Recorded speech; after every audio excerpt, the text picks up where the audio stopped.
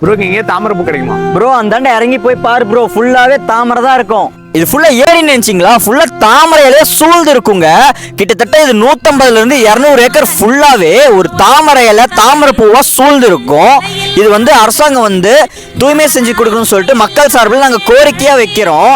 சேலம் மாவட்டம் நெய்க்கர்பட்டி பஞ்சாயத்து கோடிக்காடு கொட்டநாத்தா ஏரியில இந்த ஏரி அமைஞ்சிருக்கு. இது ஃபுல்லாவே தாமரை இலையா தான் இருக்கும். நீங்க எப்ப வந்தாலும் இந்த தாமரை பூ தாமரை இலைய கண்டிப்பா பார்க்கலாம்.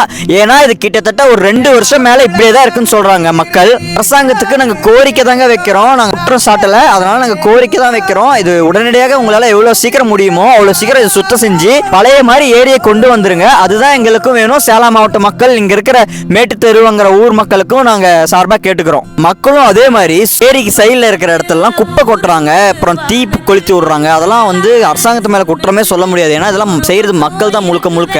அதே மாதிரி இந்த இடத்துல குப்பை தொட்டி இல்லைன்னா நீங்க வந்து கவர்மெண்ட் கிட்ட போயிட்டு இந்த மாதிரி எங்க ஏரியால குப்பை தொட்டி இல்லை அப்படின்னு சொல்லிட்டு கவர்மெண்ட் கார்பரேஷன் கிட்ட போய் நீங்க மனு கொடுக்கணுங்க.